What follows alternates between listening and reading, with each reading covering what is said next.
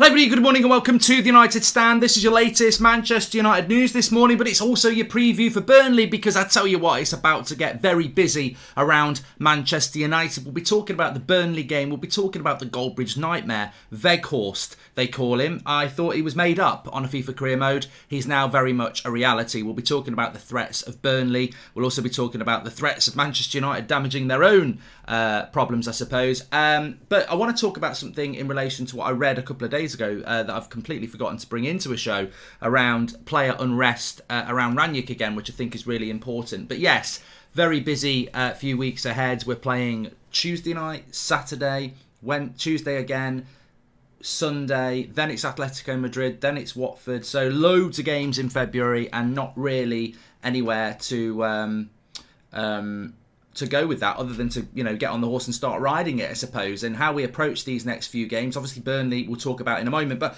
I just want to hit it straight on because I'd forgot to bring this into a show over the weekend. There was a story in the Mirror, I think it was the 7th today, so it would have been on Saturday night. A story came out on Saturday night. Well, I would have missed that because I was out. But basically saying, and I'll quote the article, a senior source has said that it's not the United way to voice issues in the media, and they're not happy with Rangnick coming out again and speaking about Lingard.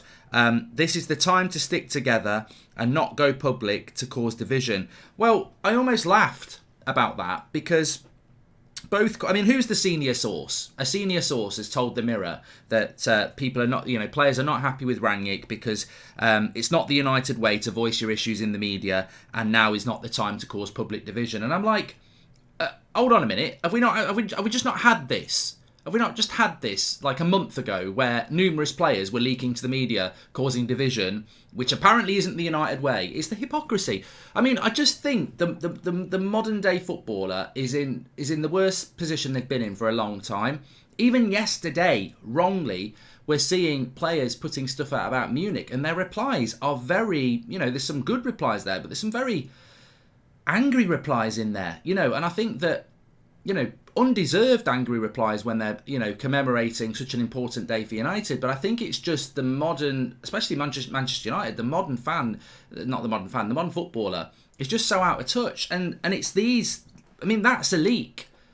I find it really difficult to, understand where these stories come from, because it's like a senior source said this, a source close to the dressing room said that, this source said that, Ralph Rangnick sits in a press conference like he's going to at 2 o'clock, and he speaks honestly. And yet, a senior source or a dressing room leak says, yeah, well, we're not happy with Rangnick. I tell you what, why don't you grow a pair and come out publicly and say what Rangnick says? Because all he's being is honest. Why should Rangnick say nothing when he wanted Lingard to go and Lingard wanted to go? I don't think Lingard's actually got a problem with Rangnick. I think Rangnick and Lingard spoke this time last week, and Rangnick said you can go and Jesse wanted to go. So I don't think Lingard's got a problem with Rangnick. I think he's got a problem with the club. And most of these problems are created by the club. But I'm tired of these sources going, yeah, there's dressing... the best thing is, even if it's true that the dressing room's unrested because Rangnick's being too honest, it's not the United way to be open and honest with the fans. Well, it used to be. Roy Keane used to come out after games. This is the best thing for me. I hope you're resting the throat up and got lozenges ready, Mark, because we're off to die just for tea, says Joshua Bellwater. The best thing for me is that whoever's leaking this about it's not the United way to speak publicly about issues, well, that's not the United way then, because I remember vividly Roy Keane coming out after games when we used to get knocked out of the Champions League and saying we got knocked out because we didn't invest in the summer. Used to call some of our fans the prawn sandwich brigade because they were just sat there, just coming for corporate hospitality. So, don't talk to people about the United way. I understand what the club is trying to do under the Glazers. They're trying to reinvent the United way, but a manager being honest about questions that if he doesn't be honest about, he's going to take the blame for. I think that is the United way. Sir Alex was very open and honest about things where people were attacking him, and why should Rangnick not be? And I think these people who are unhappy, if you're a United player or a board member and you're not happy with Rangnick speaking honestly about a situation so the fans can understand it, then you are the problem. You are the problem, not Ralph Rangnick. We are nowhere near where we need to be. I can't think of one player or one board member who's got the right to go into work today and moan about what Ralf Rangnick said at the weekend. Maybe David De Gea, but he didn't play on Friday anyway. Nobody has got the right. Everybody leads, Carrington should be full of mirrors to remind people to look in the mirror instead of moaning, because there is no United player that should be happy with what they're doing at the moment. They shouldn't have time to moan about what the manager said in the press conference. I mean, imagine some of these big players that United have got Saturday morning moaning about what Ralf Rangnick said in a press conference, when reality is their performance on the night was dreadful, absolutely dreadful. And this is the thing, why are people moaning about United way and keep it in-house and it's not the United way? We are nowhere near where we need to be. We're not going to be anywhere near where we need to be. And one of the big problems is the egotistical, up their own backside, modern footballer who just is completely out of touch and is being advised by prats, basically. And I think, I got into a bit of bother last night because I saw Rio had tweeted about an NFT, and I was like, just wait a day. And people were like, well, he can tweet what he likes. And my point was, who's advising him? Like, I know he's an ex-player, but he's from that era where, again, it's like this, I'm it footballers. That's how they come across. And you think, well, yesterday was the Munich anniversary. Probably not the best day to launch an NFT on Twitter. You leave yourself wide open, especially as an ex-legend of the club. It's ill-advised. I mean, maybe Rio planned it himself. I doubt it. He'll have a team like everybody else. I mean, he might not be playing anymore, but he'll have a team around him. And you've got to say, who advised him to do that? It's just out of touch. And again, it's the same with the players. They're just out of touch. They come out with quotes this football club is this. You've got to do this at this football club. We all understand what this football club's all about. And it comes across so robotic. And then they go out and perform, and it's absolutely nothing what you expect of a Manchester United player. It's become so sterile. It's become so laboured. It's become so scripted.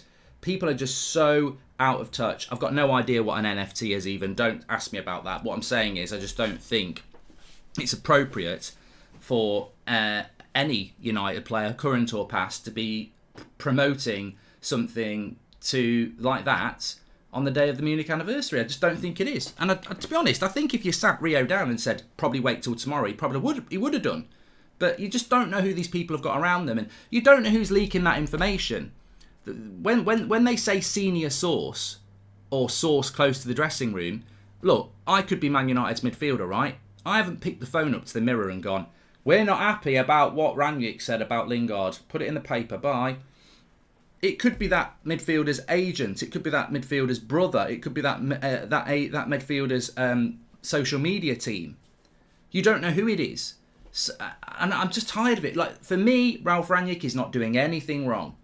I want him to keep doing what he's doing, because he's the most honest, pure thing that United have got. And in a world of deceit, which we've had for the last 8-9 years, he's very, very refreshing.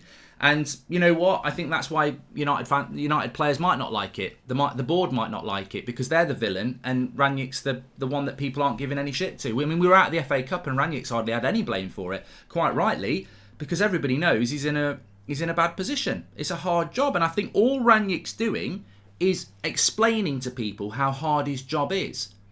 If you went to work this morning and you've got loads and loads to do and you just can't do it and everyone's causing you problems, are you just going to go, yeah, everything's fine? That's what United want him to do. I can see Ralph just leaving at the end of the season and not going upstairs. What's the point if he doesn't really get a say, says Dazzo. And I think Rangnick deserves one more year. I just trust his process. A new manager in the summer won't be good for us, I feel. Addy, I know that was mentioned by Adam last night, and I don't disagree with you either. Welcome to the Members Club, Alod. My problem is, I don't agree with giving Rangnick another year, because I don't think the players are respecting him and I don't think the board are respecting him. So that's the problem. I agree that he could be a good choice, but unless we start to see some genuine respect from the players and the board in the next few months, what's the point? But you're right, if you bring a new manager in, they won't get the respect either. So, this is the problem. The manager is basically like a head coach of an NFL side. We are a franchise. If you want to understand more about Man United, go and have a look at how an NFL side works. You don't win trophies. but you make huge money, and it's run by the board, and it's not run by the coach. Morning, Mark. Why should we support this club when they don't support the fans? Mikel, we should always support Manchester United because Manchester United is not the Glazers, it's not Ed Woodward or Richard Arnold, and it's not Harry Maguire or Cristiano Ronaldo. Manchester United, if you really support the club, is something bigger than players. Players are like the pawns in a game of chess, and the Glazers are like the royalty because they own it. But I can put all those pieces into a box and put it in my cupboard and ignore it and still support Manchester United, because Manchester United is the Busby Babes, it's George Best, it's Sir Bobby Charlton, it's the Sir Alex Ferguson era. Manchester United is an entity. It's not a person, and that's why you should always support your team. Anyway, look, let's talk about this game against Burnley tomorrow. I just wanted to get that off my chest. Burnley tomorrow. Wout Weghorst, the man, Harry Potter's mate. I was playing FIFA a few years ago, and I've always struggled against Burnley on FIFA. I hope United don't in real life. They didn't have Wood. We didn't have Wood. We had Weghorst, and he scored against me. And I was like, "Who the fuck is Wout Weghorst?"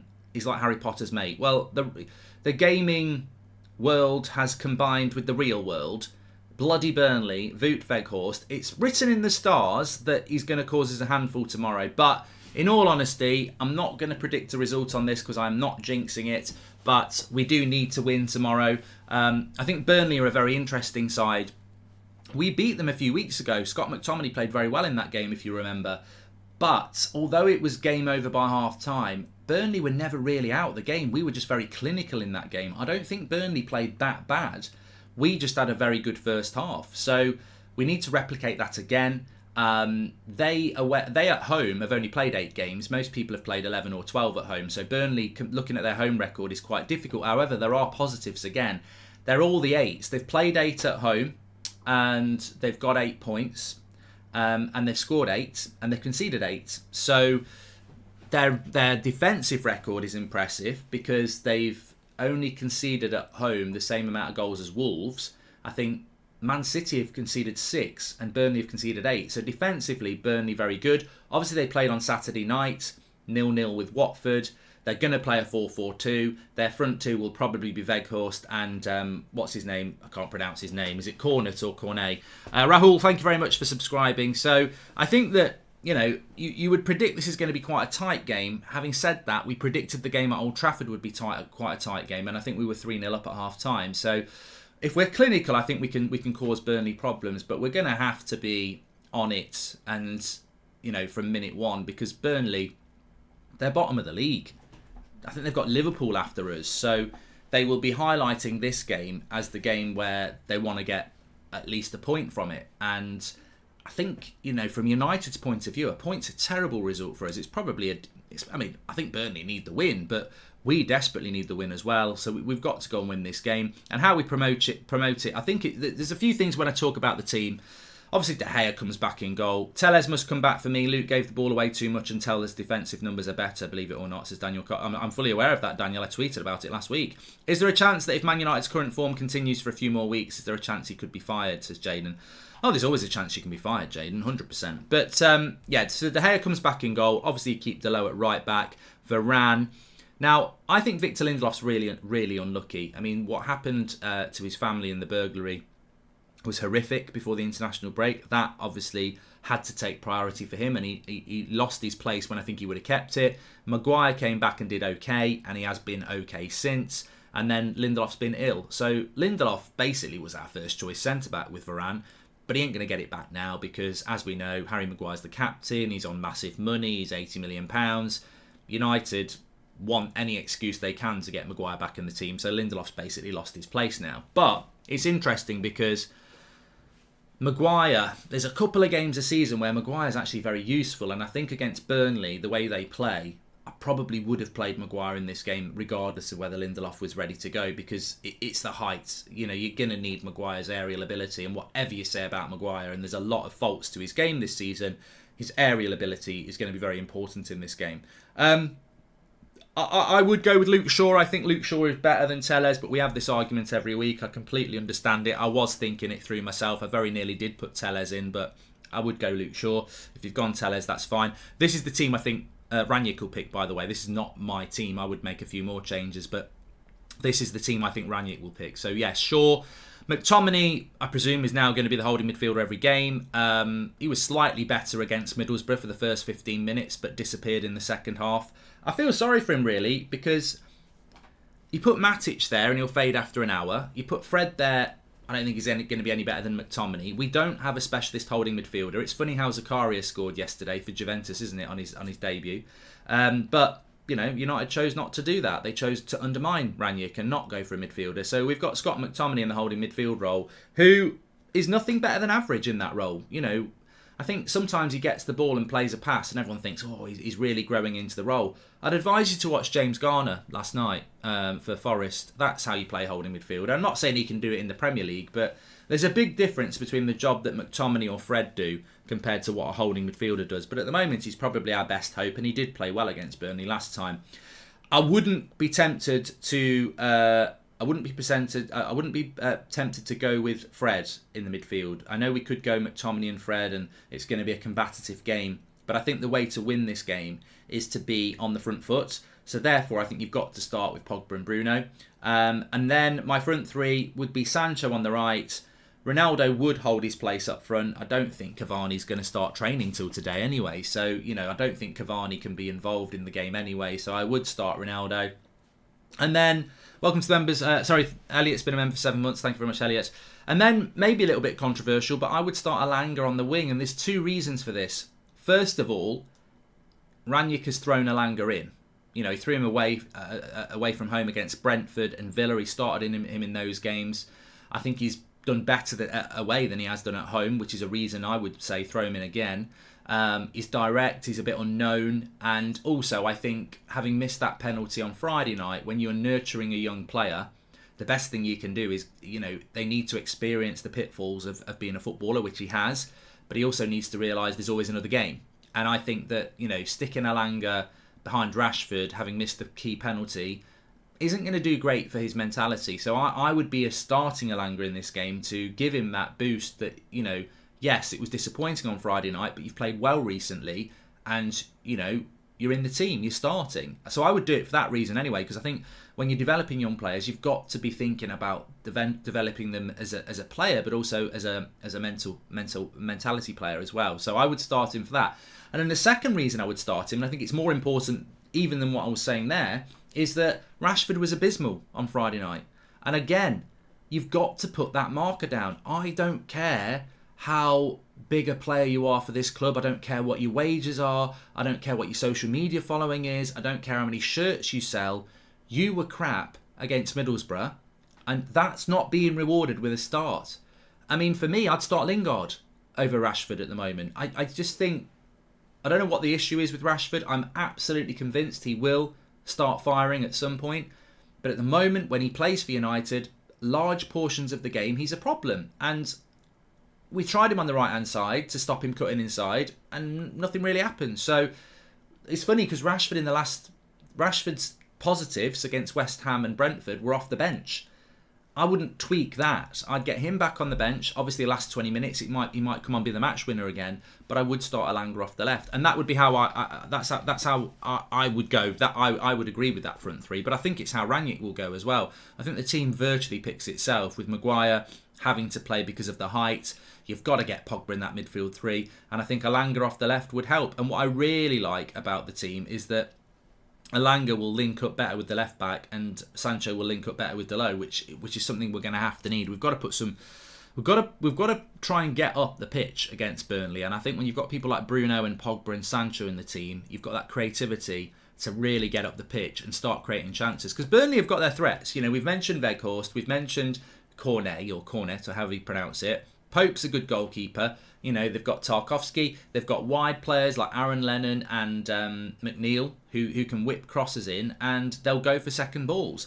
And they will cause us problems. And we're going to have to work really, really hard at Turf Moor. I don't know what the weather's going to be like. It'll probably be raining. But we're going to have to work hard if we want something out of this game. And I think Rangnick will be fully aware of that. But the players need to be focused on that as well. Because Burnley are desperate for points. I personally think this might be the year that Burnley go down, because they just can't. They're drawing too many games. And with the strength that Newcastle have got, I do think it's 3 from 4. Norwich, Watford, Newcastle, Burnley. And if Newcastle are staying up, I think it's Burnley going down. So if Burnley are going to stay up, they've got to start winning games like this against us. And they've got a really difficult run of games. For us, this is the start of a run of games where, however we do it, we need 12 from our next 15. You know, Burnley, Southampton at home, Brighton at home, Leeds away, Watford at home. We've got to take 12 points. I'd love it if we took 15 points, but if we take 12 points, we've got a firm grip on 4th place. If we take 9 or less, but 9, I think we open the door. I really do, because March is difficult. I think Spurs have got a big week. They think they've got Southampton at home and then they've got Wolves away. If they take 6 points from them, I'd be really worried about Wolves. Arsenal, I think, have got Wolves twice in the next few weeks. So there's an opportunity for us to go and get points on the board ahead of a difficult March. But if we did get those points on the board and everyone else is dropping points, we could be 4th place and maybe 6-7 points clear. All right, people might have game in hands, but game in hands, one of them's the North London derby. So, you know, it's not like they're playing Norwich. There is an opportunity for United. And I think, I'm not going to do a score prediction because I think it's a dangerous thing to do. But I do think that we are in a position where I sense we're going to go on a good run. I mean, that Middlesbrough result was very, very disappointing. But, you know, we should have won. We should have won. We had the chances, especially that miss from Bruno. I do feel that if we can just replicate that type of performance, we'll win more games than we lose. Defensively, with Varane there, we look very good, and obviously De Gea's coming back. My issue is always going to be the midfield. I think every team looks at United and goes, we can get into that midfield battle, and therefore, if you can get into the midfield battle, you will create chances yourself. I don't think United are going to start blowing teams away this season, 3 and 4-0. I think we're going to have to almost get into that Ollie routine, I suppose, of grinding out wins, but not necessarily in the way that Ollie played. Ollie was quite a pragmatic counter-attacking manager. I do think there's a big difference in the way that Ranić is playing football compared to Ollie. But I just think because we don't win many midfield battles, we always give the opportunity to the opposition. In a funny way, people are talking about March, going, oh, we're screwed in March, playing Liverpool and Man City. And I think they will be very difficult games, but you know, and I know Liverpool blasted us this season and we deserve to get blasted, but normally we go Liverpool and Man City and we don't know, you know, it's normally quite a tight game. Sometimes we might even get a draw, sometimes we might even win. I don't think March is going to define our top 4 chances as much as people think. I wouldn't be surprised if we played Liverpool, Spurs and City and we picked up 5 points, which wouldn't be terrible. Which is why I think United always struggle in these type of games. It's like before Christmas when we were like, oh, Norwich and Newcastle and whoever else we played, we've got to get maximum points. And we didn't. You know, we dropped points at Newcastle, didn't we? Spurs have got Southampton, Wolves, Burnley and Man City, says Jaden. Yeah, so there's points there for Spurs to drop. I actually think, you know, it always seems like we're saying this, but I actually think that these next run of games, these next 4 Premier League games, Burnley, Southampton, Brighton, and 5 Premier League games, Burnley, Southampton, Brighton, Leeds and Watford. I think in May, if we're in the top 4, it will be because we've took 12 points from these 5 games. If we're not in the top 4, it will be because we've took 9 or less. I think the next 5 Premier League games are huge because these are the games where we look at them and, you know, you've got to be a certain age of fan as well. I look at those 5 games and I'm still thinking we're United under Sir Alex. It's ingrained in me. I'm like, there's a great chance to go and get 15 points there. It's never really happened. It's not happened for 10 years. It's very much a Sir Alex thing, but we've got to do that. And if anybody knows about that, it's people like Cristiano Ronaldo. You know, he knows the importance of these next few games. If I'm Ronaldo, I'm looking at these next 5 Premier League games and I'm thinking I want at least 6, 7, 8 goals from those, which might be a bit of a tall order considering how many he scored under Ranić, but we've got to be looking to do that. And I think that it'll be very interesting to see the difference between Middlesbrough and Burnley, because there might not be much of a difference, in which case we should be quite dominant. But Turf Moor's a difficult place to go on a Tuesday night in February. If it's raining as well, it's a difficult place to go, and Burnley will make it very, very difficult. And the last thing we want, and I'm just going to check it actually, the last thing we want tomorrow night is is wind. Get off the baked beans. We don't want a windy, wet night in Burnley. It's the first time I've ever checked the weather report for a game, but it's raining today. Tomorrow, it's going to be by 8 o'clock. Oh, we're all right. It's not even rain. 11% chance of rain. 9 miles an hour winds. It's not particularly bad. Oh no, I'm looking at Wednesday. Tuesday night. 42% chance of rain, 14 miles an hour wind. So it's a little bit more windy. And there's a 50-50 chance of rain. Sorry, I looked at Wednesday. Sorry. You're a legend, Mark. This is Reverse Clouds. Thank you very much. Andy Ferguson said, isn't it always windy and wet in Burnley? Probably. But look, I think we've got Ralph Rangnick's press conference coming in at 2 o'clock. We'll see what he's got to say. I hope he continues in the way he has been, because if he doesn't, then, you know, we're not getting an honest Ralph, which I think is why he's very popular with the fans. Liverpool at home, blood will be flowing. It will be a sellout, says Bulver. And United will back to winning team when Ronaldo is gone and we get a new CDM. Ronaldo should go ASAP, says Naz. Look, it's all about opinion, mate. I don't really think Ronaldo's the problem in this team at all. Yeah, I think the problem in this team, if you want to know what the problem in this team is Harry Maguire, the full-backs, the midfield, and the wide forwards. That's been the problem this season. The wide forwards have been too selfish, not creating chances. The fullbacks didn't deliver at the start of the season, and we don't really know who the best choice fullbacks are even now. The midfield is like a donut with a hole. It's a joke. And Maguire's not been the captain and, you know, £80 million centre back he should have been. And I think when you look at the amount of goals we've conceded this season, that's been the problem. You know, we scored 2 goals at Leicester, but we conceded 4. How many did we score? 1 or 2 at Watford, but you concede 4. Like, defensively, our problem has been the midfield, the fullbacks, and the centre back, and we're still not quite there. But I will give you this right now. I said it. I don't know whether I said it on the Sunday show last night, but I'll say it to you now, so it's there for prosperity, or whatever the word is. I think Harry Maguire might be man of the match tomorrow night, and we will get the usual. There is a certain element of that of any football fan base which is ridiculously flip flop. They irritate me because I have standards, like I'm sure many of you do. It was like McTominay against Burnley. He played really well against Burnley. Sit down, McTominay haters. McMayo's here, and you're like, I'll sit down. I'm not sitting down because I guarantee you in the next game he won't perform like that, and he hasn't. He's been bang average ever since. And Maguire played well against West Ham, and then he was bang average against Middlesbrough. Like, our players are capable of putting in 1 in 10 good performances, and then certain fans will go, oh yeah, they're great, haters sit down, and then they'll be crap again. And that's why we fail as a fan base, because we take little victories that make us lose the war. It's like after the Super League, United fan base was completely united and pissed off with the board, and the Glazers were shitting themselves, and the brands were shitting themselves. Joel Glazer does a Zoom call, and it's like, oh, everything's going to change. A year later, nothing's changed, but they won the war basically. And I think it happens too much with United. We get manipulated by one little battle, and then we lose the bigger war. But I think Harry, you know what? I gave Harry Maguire a 6 against Middlesbrough. I thought he was just average. I didn't think he was bad. I know a lot of people did, but I think the thing about Maguire is that he's not rubbish.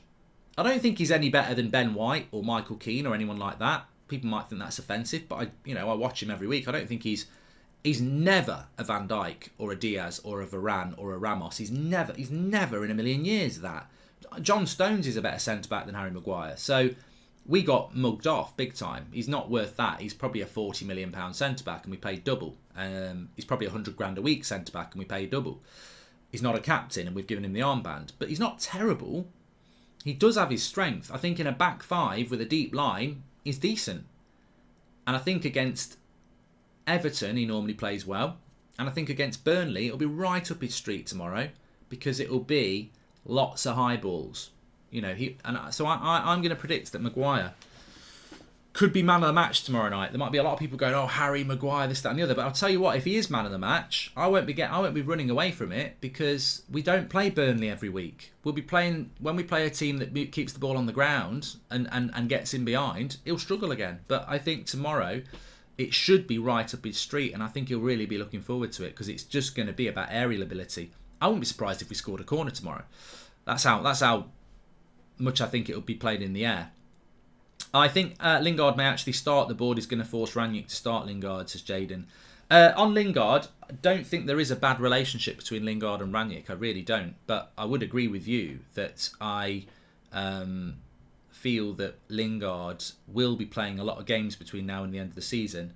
And I think it is forced on Rangnick, because I think the club want to sign Lingard on a contract to save money. And if we do that, it only falls into what I predict. I think next season we're screwed. You can't keep people like Lingard, McTominay, Fred, Maguire near the first team and expect to battle with Chelsea or Liverpool or Man City. So, these are the sort of players that really should be moving down to the bench over the next few years as we bring better players in. But I think the Lingard thing, and I don't think even Jesse understands this, I think the reason they stopped him from going is because they're desperate to get him to sign a new contract to save themselves money from having to replace somebody. So I think he will start playing game time, but I don't think he's back training until today, so he'd probably be on the bench. I don't think he'd start, but I probably would start him over Rashford, to be fair. And also, we've got no, I think Lingard will start playing more games, because we don't actually have many options on the bench attacking wise. If you start Rashford, Sancho and Ronaldo, and Cavani's not fit, your attacking options are Elanga and Mata and Lingard. We don't have great attacking options anymore. So, I'm sure he will play more games. And I think that when he does play more games, then the contract will be put on the table and he might fall for it again. But somebody's just telling me to check something on Twitter here. So yeah, I think that master plan is to get Jesse on a new contract simply to save money. It's Eric Bailly again. That's what it is. It's Eric Bailly. James Garner in the United team next season. I don't think there's much point talking about James Garner. I think James Garner played really, really well yesterday. I'd be very happy with him, but I'm very happy with what Ethan Laird's doing as well. I don't think there's any reason to get excited about James Garner unless you're watching Forest's FA Cup run. It's irrelevant to this season. I'm not looking at next season, and I don't even know if next season he's ready for United. I think there's a really good player there. He's 20 years of age. He's only 20, and he's running midfields in the Championship. And he ran the midfield against Leicester yesterday. But if we grabbed him now and brought him back to United and said, run our midfield at 20 years of age, he's got to have somebody next to him. He's got to have someone next to him. I mean, we used to have Nicky Butt come in the team and play with Paul Ince or Roy Keane. I think Garner might need a Premier League loan next year at a place where there's less pressure. But look, he is one for the future. I don't think we should I don't think you understand youth development if you're thinking get Garner back and stick him in our midfield. I think it would be the worst thing we could do. The pressure, the quality of player that we've got at the club. Do you want Garner being bloody nurtured by some of our first teamers? I'm not naming names, but I can think of 3 or 4 players that would be in his ear that I wouldn't want them anywhere near him. So what he's doing right now is the right thing in my opinion. Anyway, we've got Ralph Rangnick's press conference coming up at 2 o'clock, so we'll be live for that. Interested to see what he's got to say ahead of this massive game against Burnley. And look, lots of games coming up now. Nowhere to hide. Tuesday night, Saturday, Tuesday again, Sunday, and then Atletico Madrid, then Watford. So 2 games a week for the next 3 weeks. We've got to win the vast majority of them. That's what we've got to do. Right, thanks everyone for watching. I will see you at around 2 o'clock for the press conference reaction. Make sure you smash a like on the video, and I'll speak to you all in a bit.